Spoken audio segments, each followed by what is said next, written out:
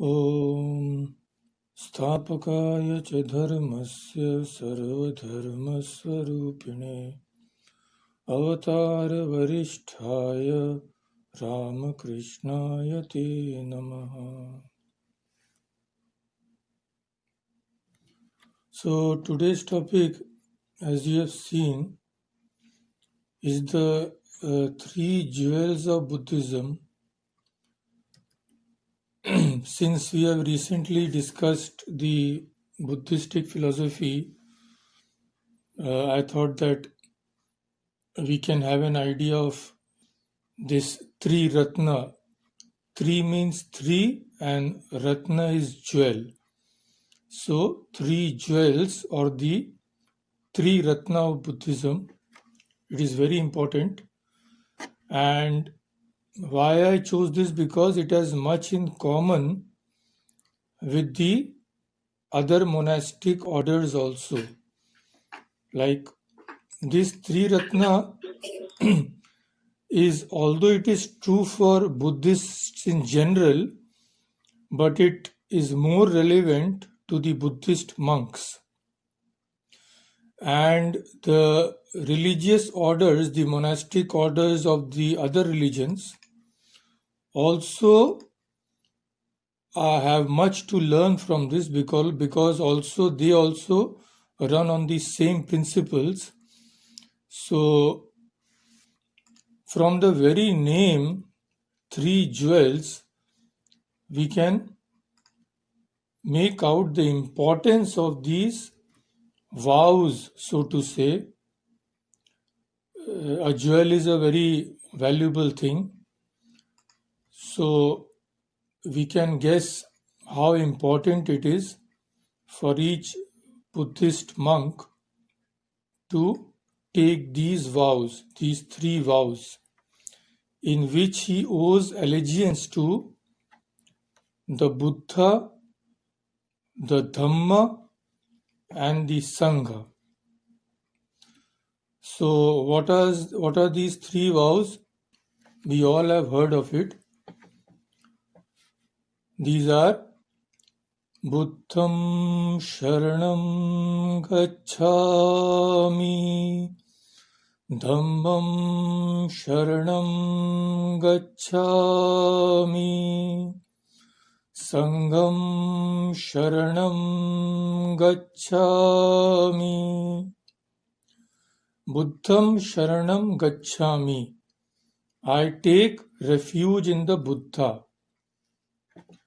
Dhammam Sharanam Gacchami. I take refuge in the Dhamma. And last is Sangham Sharanam Gacchami. I take refuge in the Sangha. Sangha is the monastic order.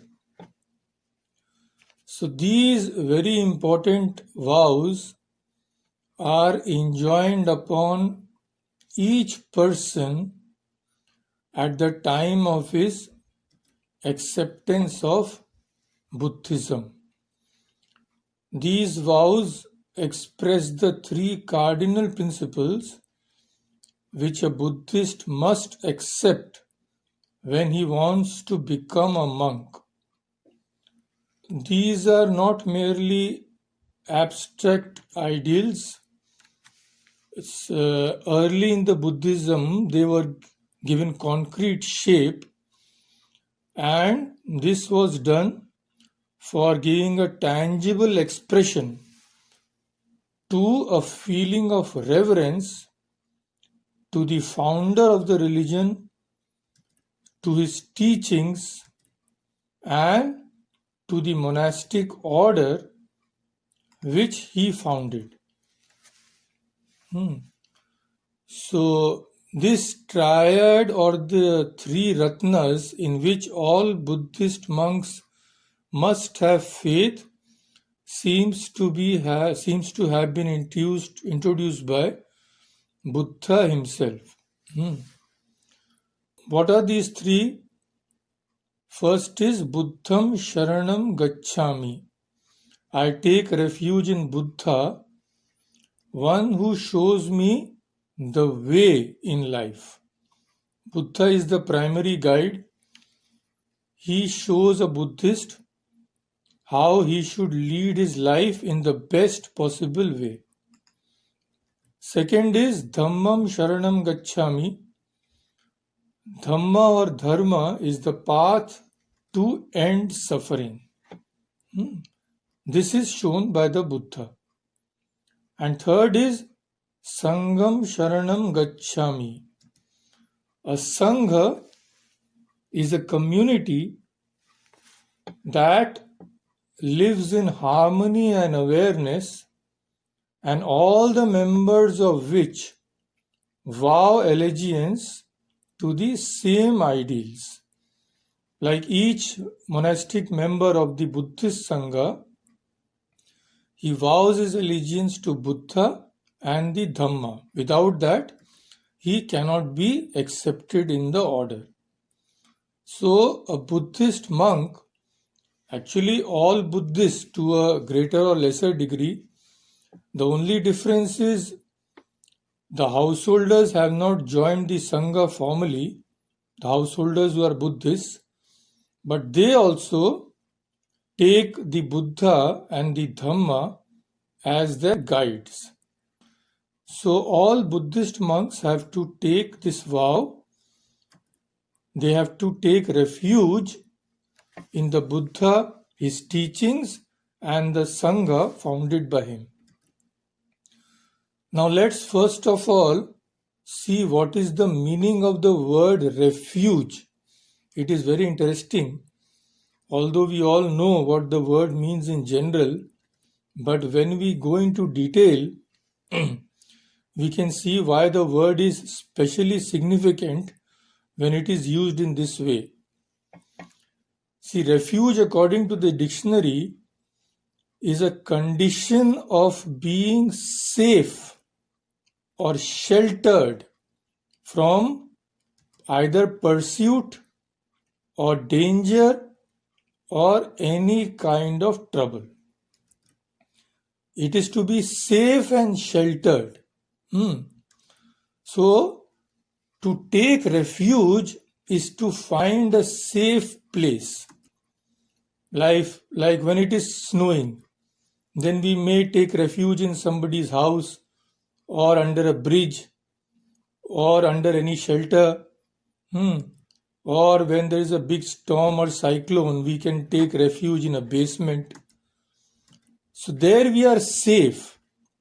Actually, it is interesting to note that refuge comes from a French word meaning to flee, to run away. So, in most cases, a refuge is a place to flee to in order to get away from people or places that are unsafe.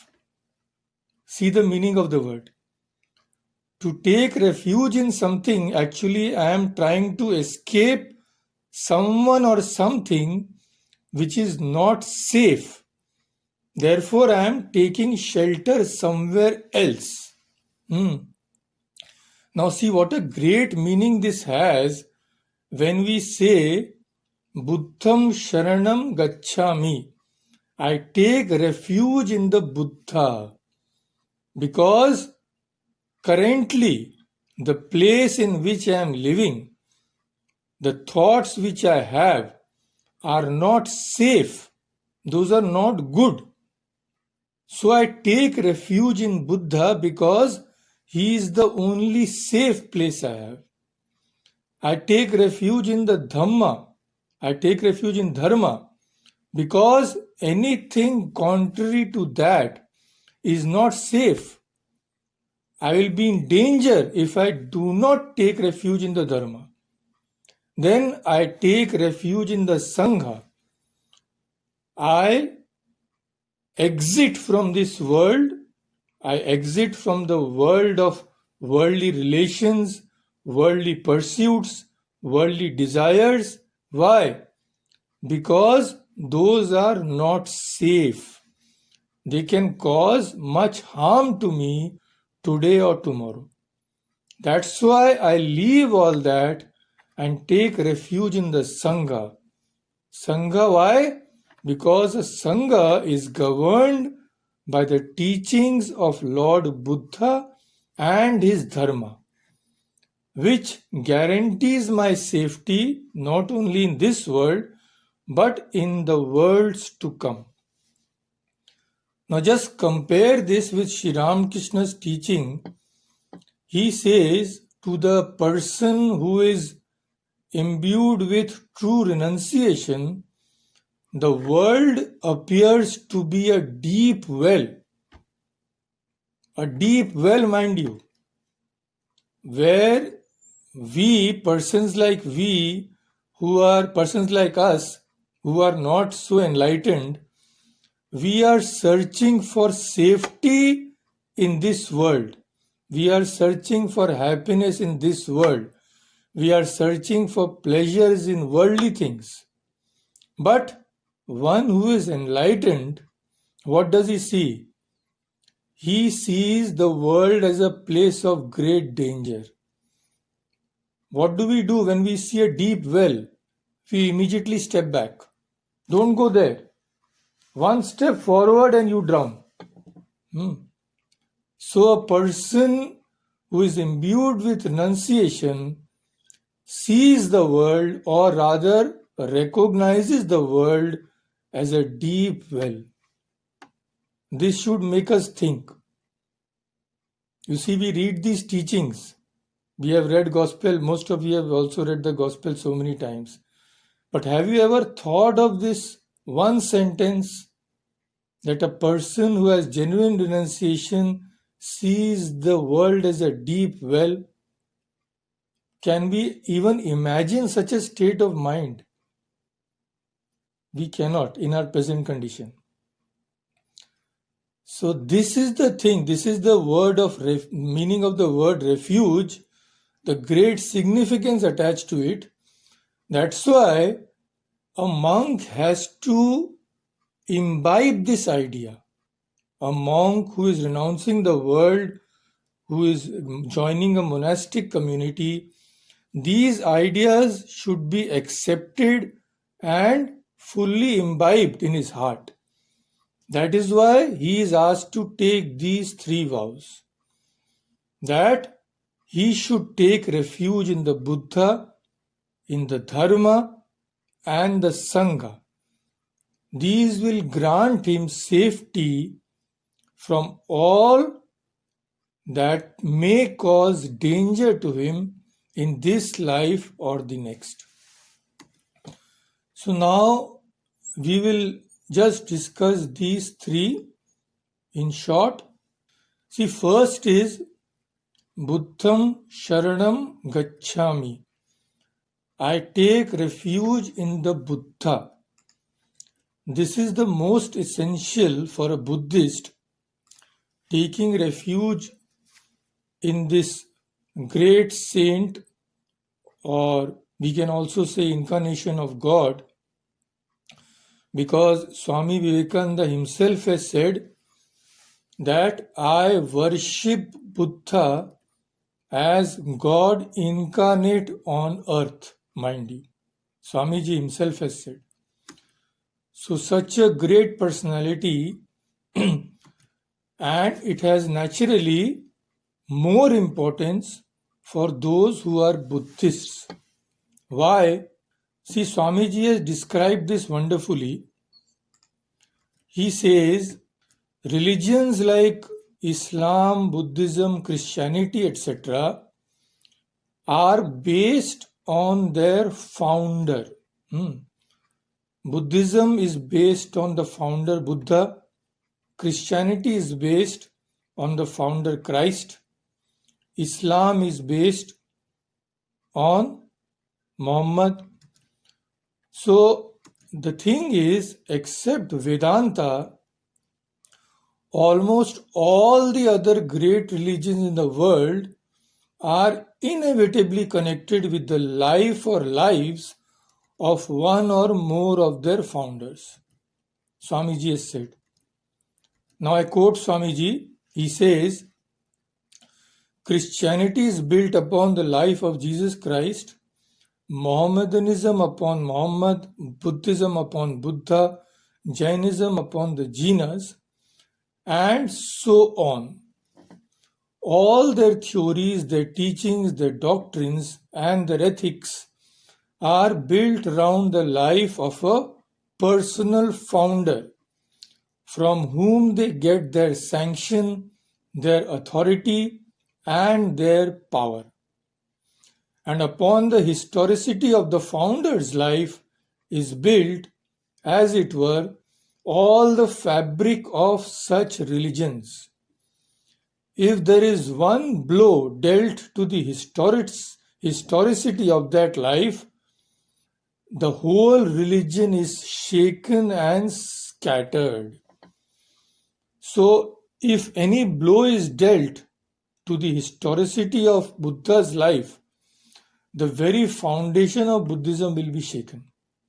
Similarly, if it can be proved that there was no one called Christ, the whole Christendom will be shaken from its roots. So, since these religions are so closely connected with the life of their founders, taking shelter in their founder is the primary thing. So, this is the difference between Vedanta and other religions. Now, you see, a Buddhist cannot be a Buddhist if he does not believe in Buddha. But in Vedanta, what happens? Even if a person does not believe in Sri Rama, he can be a Hindu. Even if he does not believe in Sri Krishna, he can be a Hindu. Even if he does not believe in Ramakrishna, he can be a Hindu.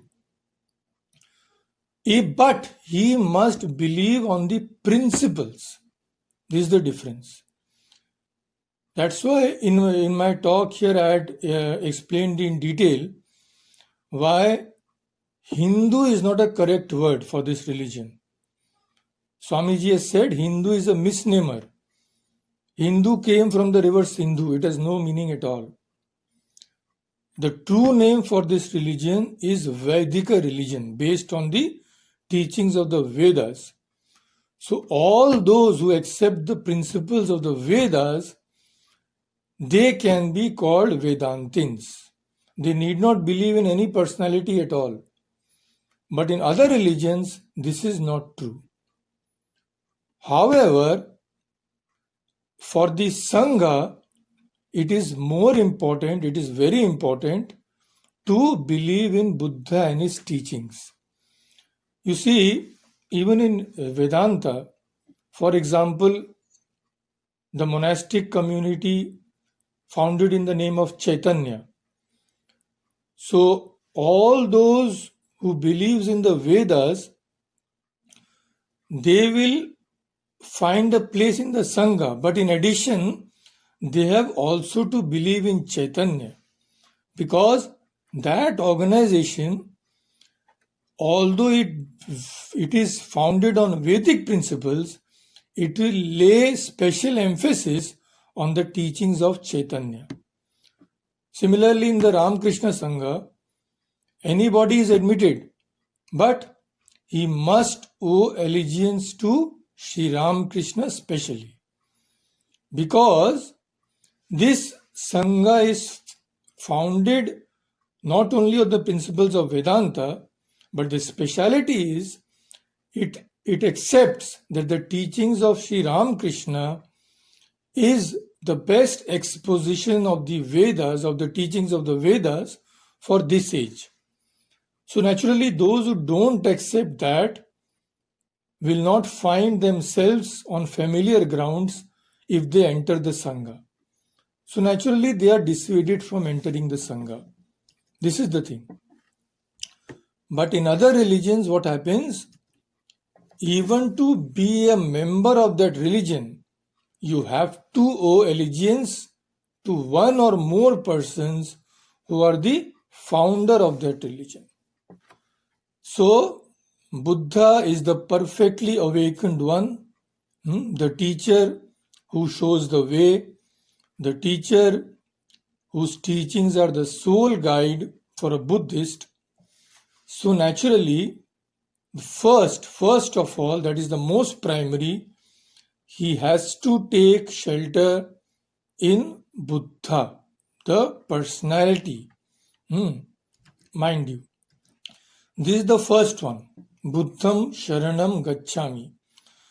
Next comes Dhammam Sharanam Gacchami, and the third is Sangham Sharanam Gacchami. So before Dhamma, I will like to discuss Sangha, because Dhamma or Dharma, the concepts are very much common to Hinduism and some other religions also. So first, let us discuss the third jewel of the three Ratnas, Sangam Sharanam Gacchami. I take refuge in the Sangha, Sangha of the Bhikkhus. A Buddhist monk is called a Bhikkhu, as you must be knowing. So I take in the shelter in the Sangha. Now, of course, as you know, previously in Hinduism there was a notion that a monk should remain alone. He should live a wandering life, and he should rather remain alone rather than in a group of people or this kind of organization. Now it has changed. The Buddhist Sangha has profoundly influenced the traditional culture of India's religions and also the idea of monasticism. But it is not that the term Sangha is not mentioned in ancient Hindu literature. You see, you must be knowing, you must have heard about the Manu Smriti or the laws of Manu. It is one of the most authoritative and ancient Dharma Shastra. Dharma Shastra. Shastra is a scripture, and Dharma, we will see what is the meaning later.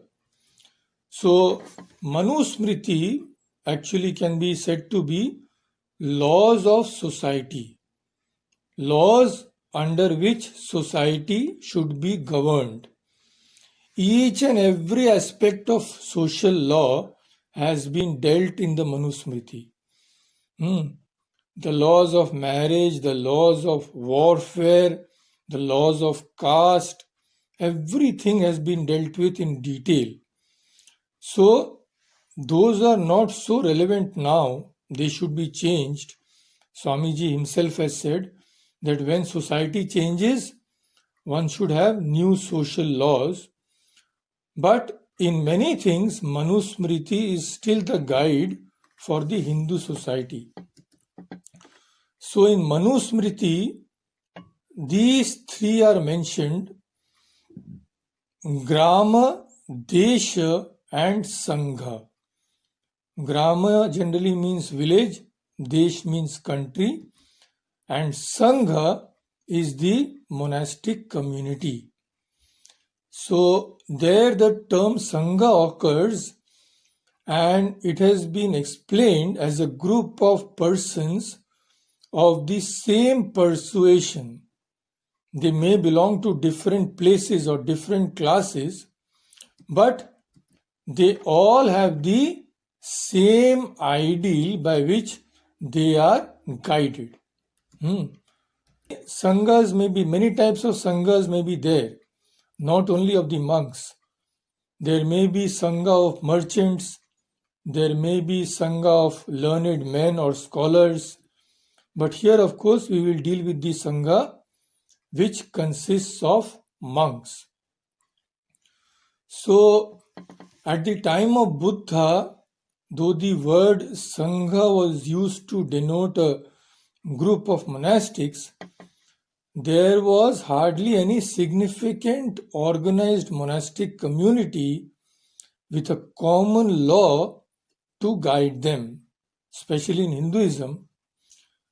Here, from ancient times, monasticism Monasticism means isolated individuals. Each monk will live alone or maybe with a few like-minded persons and perform his sadhana. So actually the establishment of the Buddhistic order known as Sangha and worship by the Buddhist was a very important happening in the history not of India but the whole world. Actually, even after Buddha, his disciples were dispersed in the beginning. They were a dispersed body of wanderers.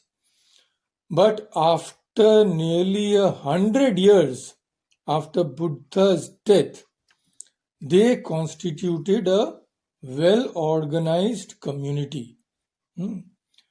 A scholar on the subject has remarked, the greatest genius of the Buddha lay in the organization of the ascetic order and the creation of a code of rules and regulations for the conduct of monastic life. So during the long stretch of nearly 17 centuries, 1700 years, from about 500 BC to 1200 AD, when Buddhism had its place among Indian faiths, the Buddhist monks organized in sanghas profoundly influenced India's traditional culture through their activities and achievements.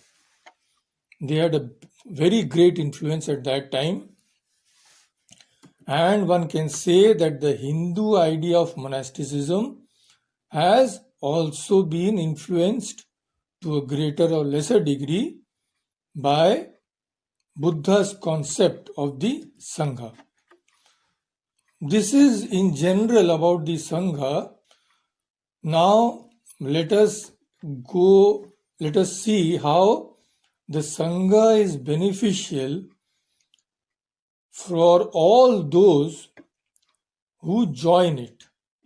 For the monk who joins the Sangha, it provides a safe haven. As we have seen, Sangam Sharanam Gacchami. He takes refuge in the Sangha. You see, all the people there are inspired by one ideal. They share a common bond. So much protection and help is there when you are living under the shelter of a Sangha. All the inimical ideas, all the ideas which are foreign to the spiritual attitude which you are nurturing are kept aside. That is very important for a sadhaka. Though all ideas are true, but in the beginning of his life, he should have such one-pointedness that he should only concentrate on the path which he has chosen for himself. So Sangha gives so much shelter, not only from worldly things, but even from all other religious ideas. The monastics share a common bond. They protect each other, guide each other. And the second advantage is the discipline. The discipline in a monastic community. See, an individual, if he is alone, he is answerable to none. Nobody can question him why you are doing this or doing that. Even if he takes a false step, there is no one to prevent him. There is no one to guide him. Often we commit wrong without knowing. So when a person is alone, without any guidance, it is very easy for him to slip from the path. So when he joins a Sangha, in a Sangha what happens? Swamiji has said, a Sangha is protected by Guru Parampara. Parampara is tradition. Like a Buddhist Sangha. Buddha is known as the primal Guru, the first Guru. Buddha taught his disciples like Ananda, etc.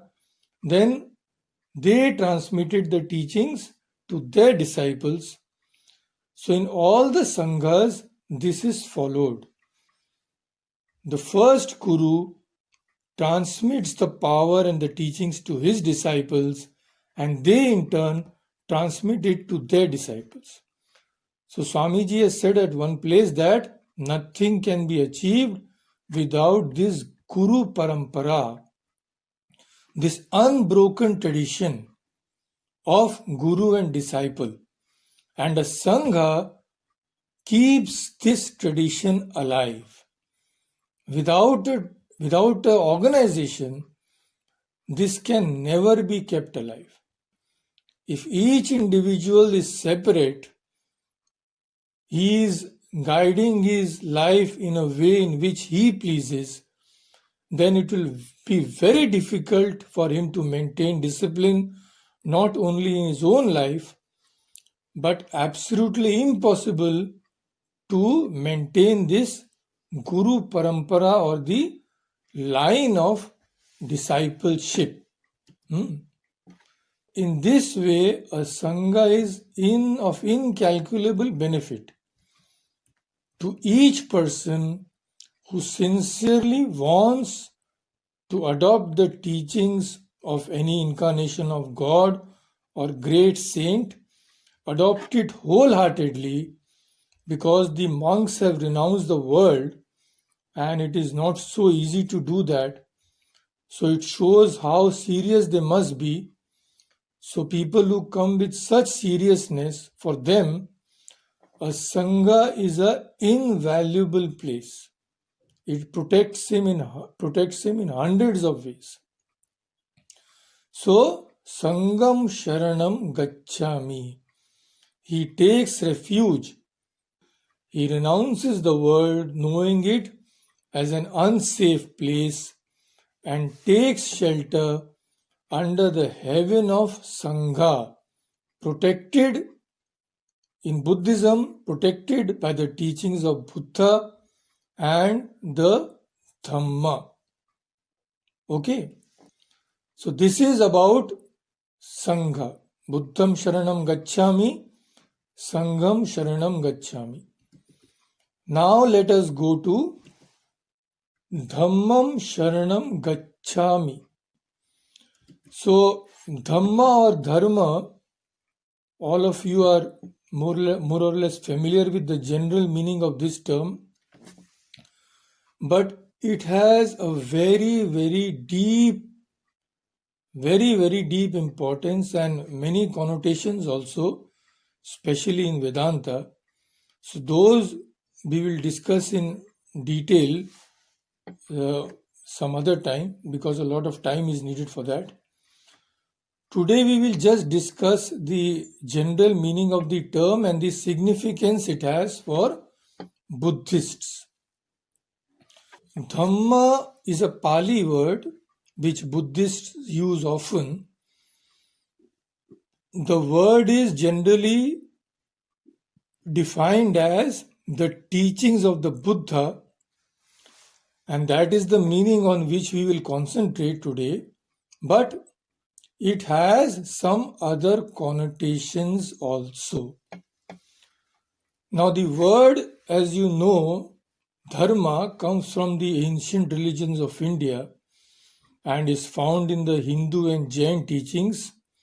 So its original meaning is something like natural law. Natural law. But its root in Buddhism, they say that Dharma is derived from the root Dham. Dham means to uphold. But in Vedanta, in Sanskrit, Dharma is derived from the root Dhri. Dhri Dharane.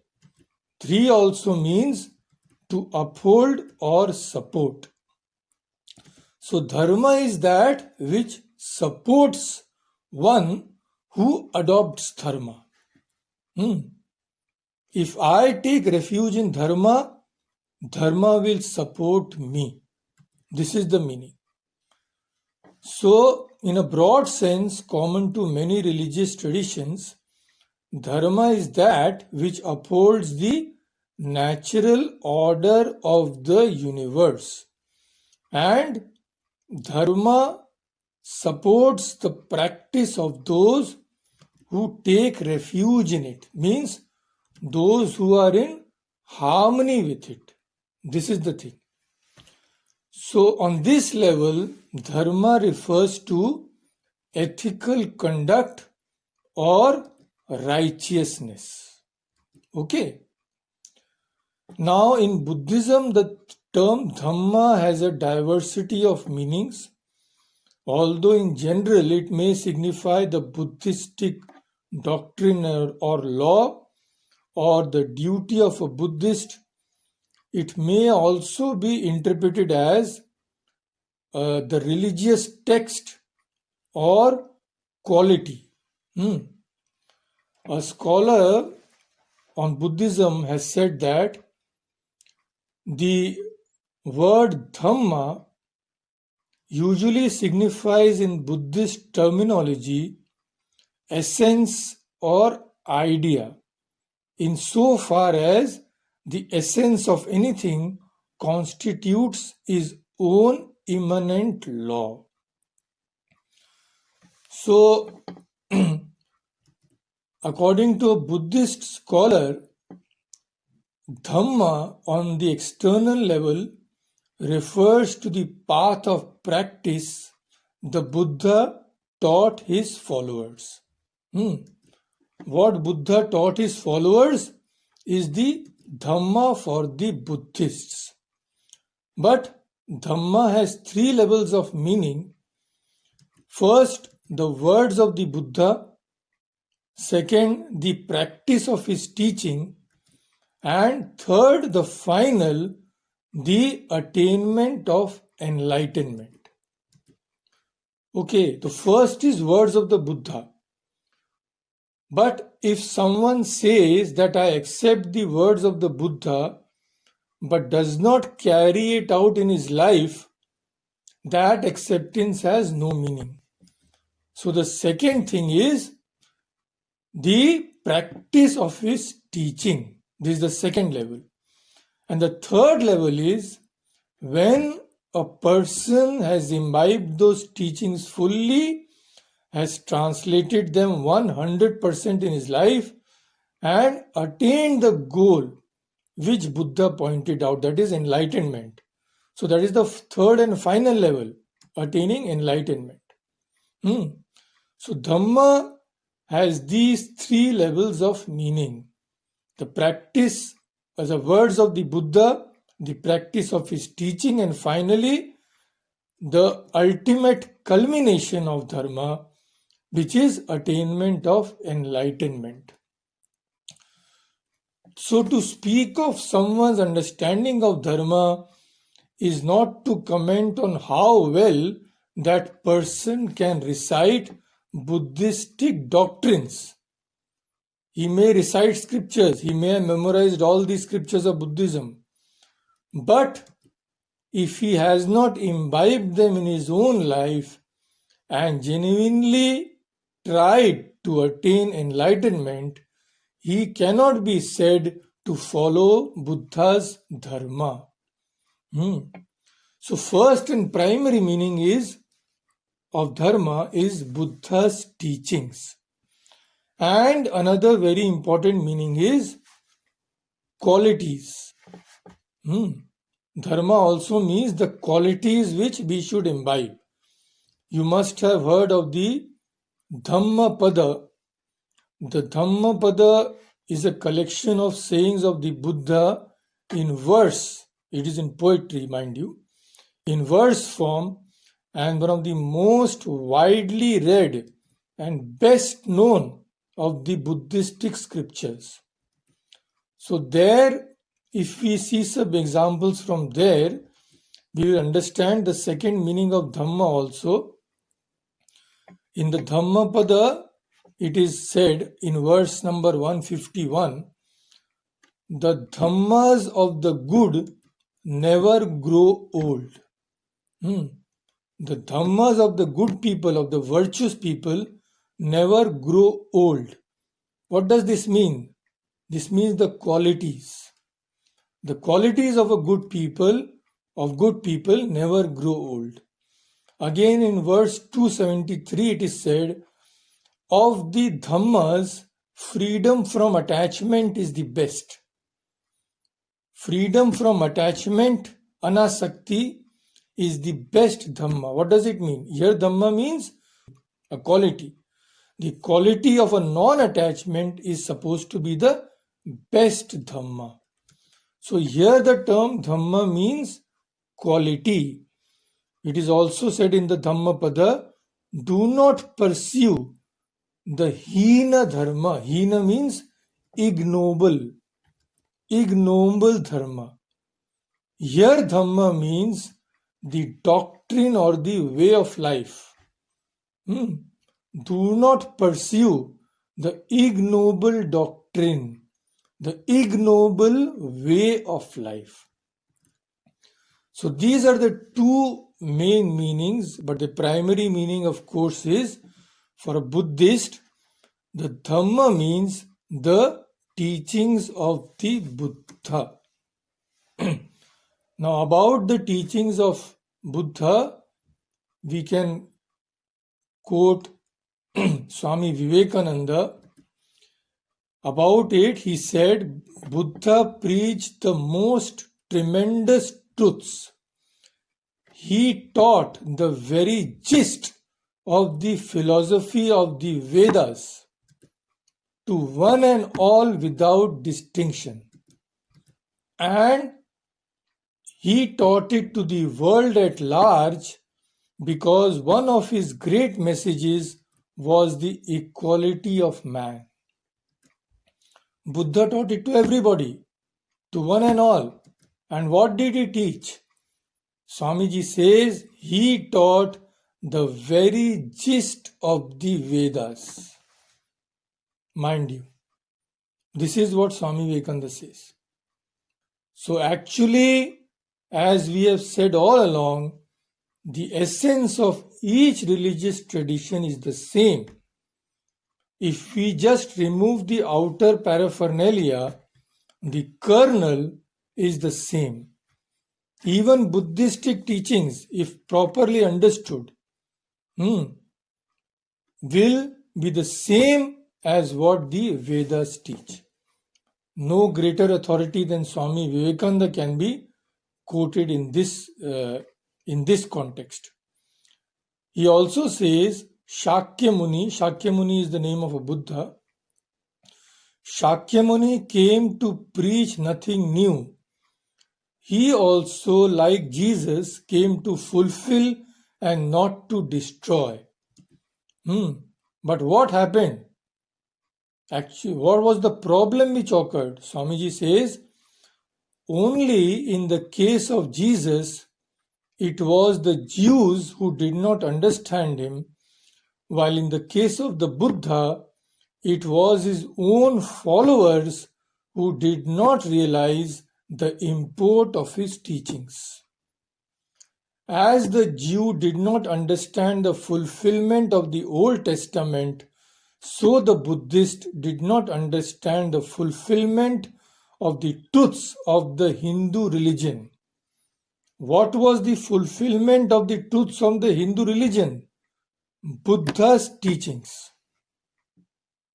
Mind you, according to Swamiji, Buddha's teachings were the fulfillment of the teachings of the Vedas. But the disciples of the Buddha could not understand this. That's why Buddhism became a separate religion. Not only that, in the course of centuries, it moved away from the teachings of the Vedas and the teachings of Buddha also.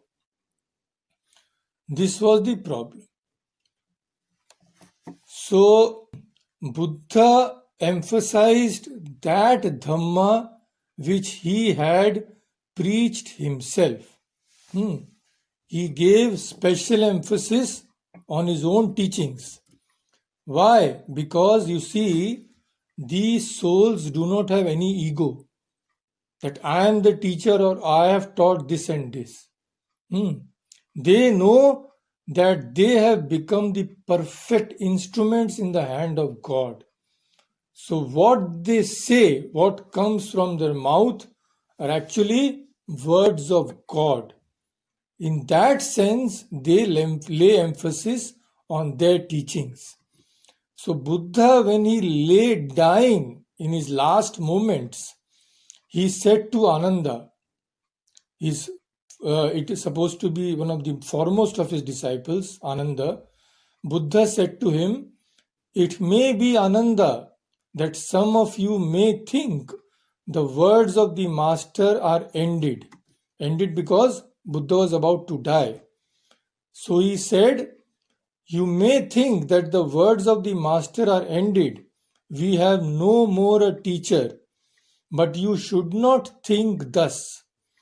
The truths and the rules which I have declared and laid down for you all, let them be your teacher after I have gone."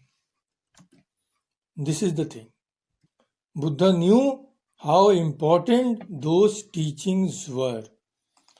So, this Dhamma or the teachings of the Buddha should be strictly adhered to if one wants to be a true Buddhist. But the problem was the teachings of the Buddha were orally transmitted in the beginning and were not committed to writing.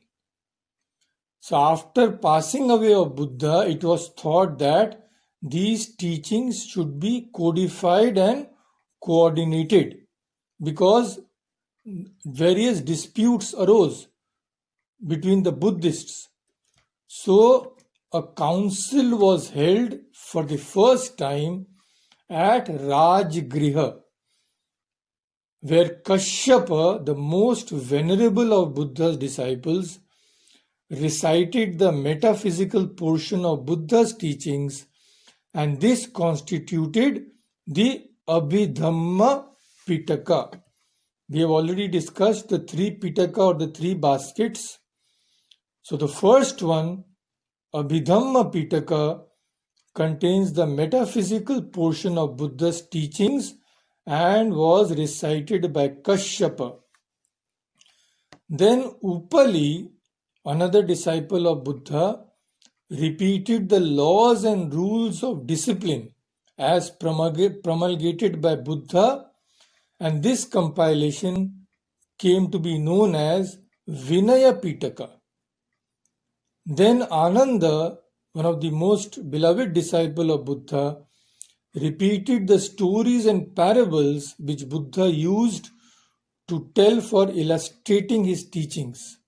These were called the Sutta Pitaka. So the teachings of Buddha, comprising of Abhidhamma Pitaka, Vinaya Pitaka and Sutta Pitaka, were transmitted only orally and were committed to writing much later, maybe in 80 BC or so. So this was the main problem. They were committed to writing many years after Buddha had passed away. Now, unfortunately, with the passage of centuries, the teachings of Buddha underwent changes not only with regard to the subject matter but also in language. Language, of course, was not so blameworthy because you can always translate something into another language. But the problem comes when the spirit of the teachings is lost. Buddha again and again had told his disciples not to indulge in abstruse philosophy. But later Buddhism, there was an endeavor to disseminate abstruse philosophy in Sanskrit language. And as we have seen, it was divided into two schools, the Hinayana and the Mahayana. And later, when Buddhism went to Tibet and Nepal, the teachings of Buddha underwent a radical change, giving rise to Tantrikism of various types. So this metamorphosis of Buddhism, beginning with Mahayana and ending in Tantrikism of various types, became a new cult. So this Tantrikism and the original teachings of Buddha are so divergent that they are like North Pole and South Pole. That is how the teachings of the original founder become changed through the course of time. So through centuries, the teachings of the Buddha were interpreted in many different ways, many new ideas were added.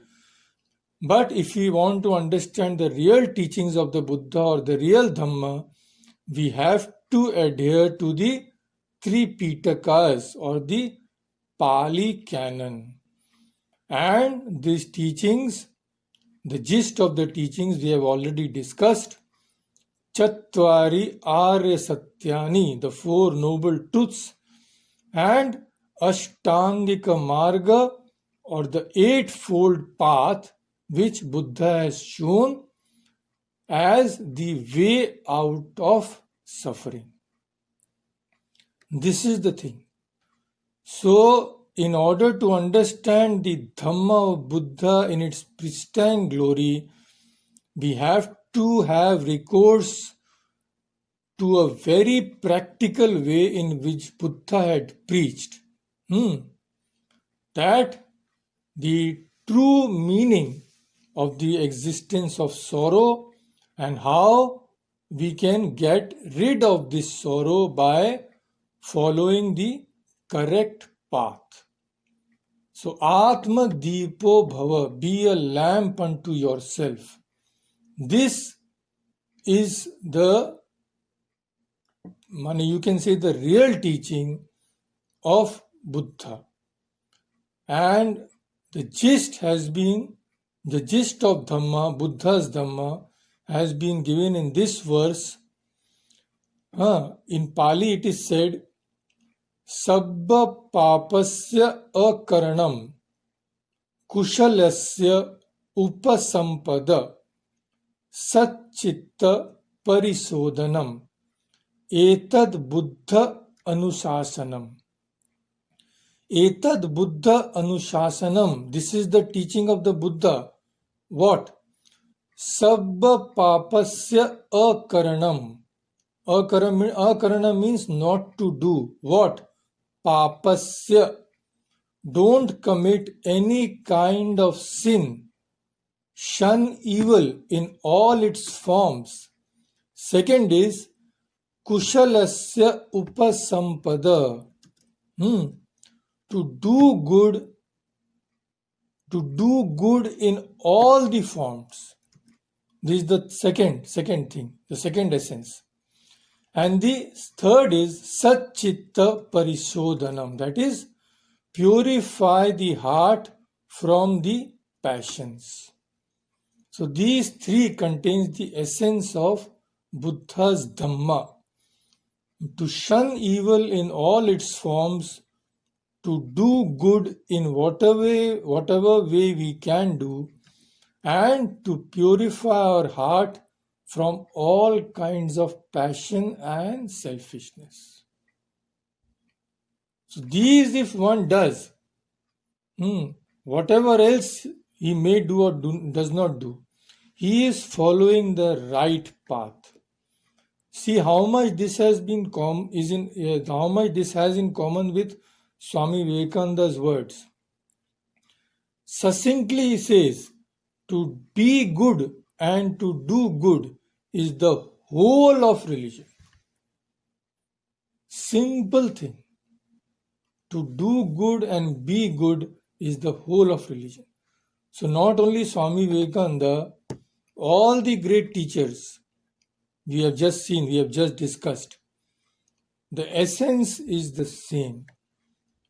So the Dhamma of Buddha in essence does not in any way conflict with the Dharma of Hinduism. and I may dare to say even with the dharma of all other major religions of the world. We have already discussed some Buddhism, Jainism, etc. We have seen how similar they are.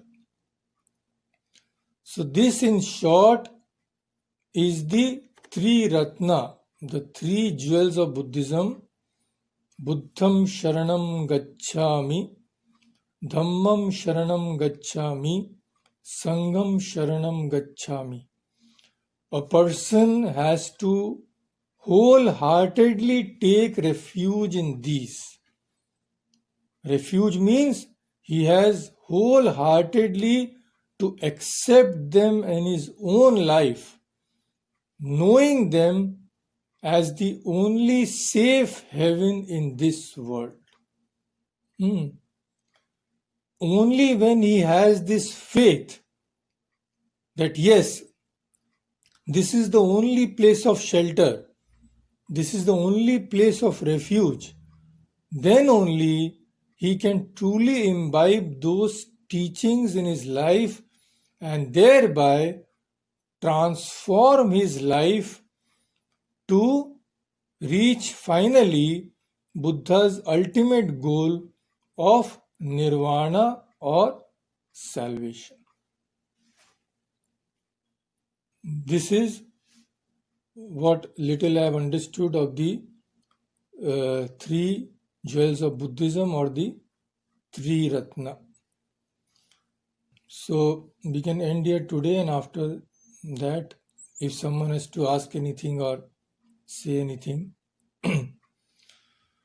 Om Shanti Shanti Shanti Hari Om Tat Sat Shri Ram Krishna Arpanamastu.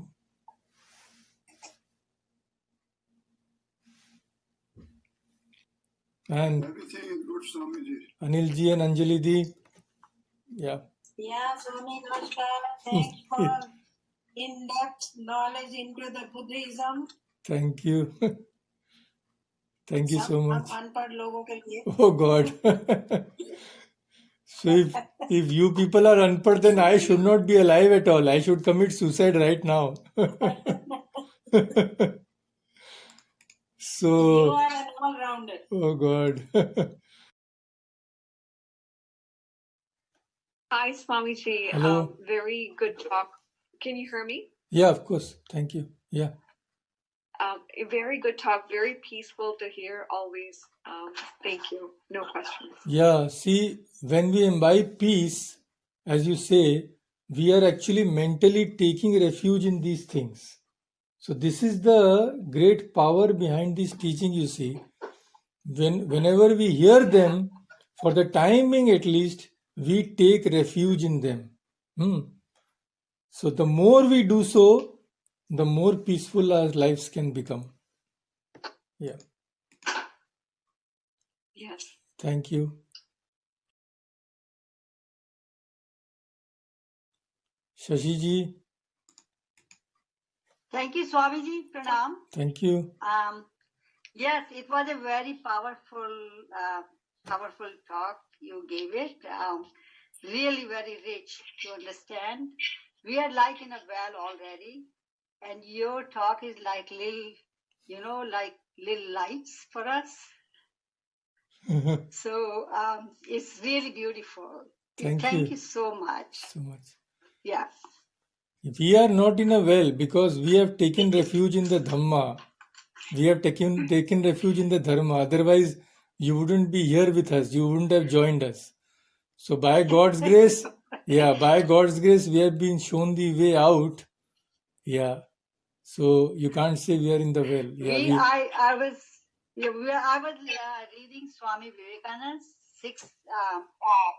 number 6 book, and he said something very powerful. He said the words in the books are words, but when they are touched with the spirit, and depends how powerful the spirit is, the words take the life its own.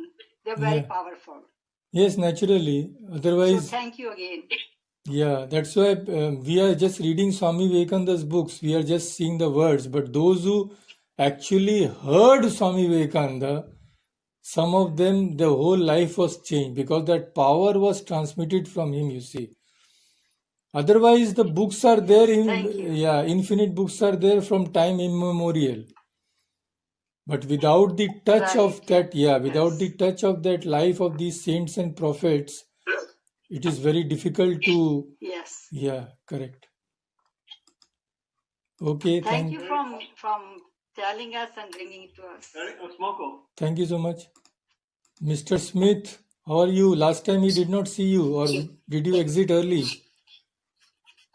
I left early, yes. Shame on me. One question I have is, you described, I think, the accurate historical development of Buddhism and how what the Buddha taught and what evolved are different. You seem to imply that proves that what evolved is wrong. I don't see the logic of that. Could you explain? It could be right, it could be wrong, but I don't think the mere fact that it's different proves that it's wrong. No, something being different doesn't prove that it's wrong, not at all. But the thing is, if we accept the Dhamma as the teachings of the Buddha, now Buddhism should be based on the teachings of the Buddha. Like our Vedic religion or Vedanta. Sorry? It's just a historical development. It started with the Buddha. It incorporates some of the teachings of the Buddha, but it has changed some of those original teachings. And that might be wrong, but it isn't. That's not proof of wrong. Not Now, proof of error. problem is in these cases, one can never prove that something is wrong or right. The only thing which can be said is, later the followers of Buddha deviated from his teachings. Right. I agree that happened. Yeah. Yes, that's clear. Now, whether that was wrong or right depends on an individual perception. One who is a part of that change, will say that we are right, but one who prefers to hold on to the traditional teachings will say that they are wrong, those who changed it. Now, what should be the guiding factor? If we take the words of the Buddha himself, he says that my teachings, to Ananda he said that my teachings should guide your life. So anything which goes contrary to his teachings, in the light of Buddha's teachings only, it can be said to be wrong. That is the thing. But that isn't the only possible test. A more interesting test would be whether these practices work in your life or not, and that would be an empirical test that each of us would undertake. Problem is, if you don't take Buddha's words as the final judgment, then you are not a Buddhist at all. How can you contradict Buddha's words? I can live with that. Sorry? That's just the label. That's a category, a label. No, social it's label. more than a category. For those who are firm believers, they believe that Buddha, Christ, Ramakrishna, Krishna, these were teachers, prophets inspired by God. So if we adhere to the teachings, it is not just because we want a label that I am an advocate of Buddha, I am a Buddhist, that's why. No, it is not a label. For those who are firm believers, they have faith that these prophets spoke the words of God. And as far as possible, we should adhere to these teachings because they show us the eternal path. And if we contradict them, we are straying from that path. So it is not a question of label. It's a question of belief which is founded on faith. You see, because every belief is founded on faith to some extent. Now, if you say that I don't have faith that Buddha was a prophet or that his teachings should be adhered to, then naturally we don't have to say anything. But do we actually know what Buddha's original teachings were? I mean, that's speculative as That well, we have it already seems to me. discussed. That is a different subject that we have already discussed. But if you accept some teachings as Buddha's teachings, and you accept Buddha as a guide, if you accept Buddha as a prophet, then anything which goes against Buddha's teachings, contradicts Buddha's teachings, is definitely wrong and should be discarded. But can we say with any certainty that those contradictions are real if we don't know all of Buddha's Now, teachings? see, problem is you are stepping into the land of conjecture. If that is true, we are not sure of anything in this world. So, if in that view you say that are we sure of whether Buddha's teachings are his teachings, or if we are sure of this or that thing, one can never be sure. But as far as we know, you see, as far as we know and understand, every decision has to be taken with that view. Otherwise, you can never be sure of anything. Now, if somebody reads the gospel and if he asks us to prove, how do you know? Prove me that these words were spoken by Ramakrishna. How can he prove that? To a disbeliever, nothing can be proved. But believers don't stand in those kinds of those. They have no need of those proofs.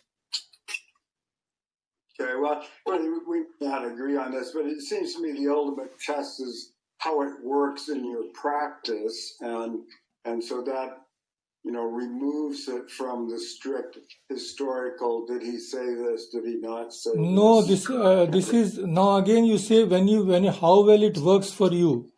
Ordinary men are very short-sighted and very ignorant. Unfortunately, most of us won't like to accept that. But what we think is working for us right now may cease to work after 6 months or 1 year. It may even have contrary effects. So these things cannot be understood by the ordinary human mind. Otherwise, there would be no need of teachers. Why go to Swami Vivekananda? Why go to Buddha? Why go to Christ? Formulate your own path of sadhana and go and doing what you like. You think it works for you. If you are satisfied, well, okay, that's okay. Okay, thank you. Okay, thank you.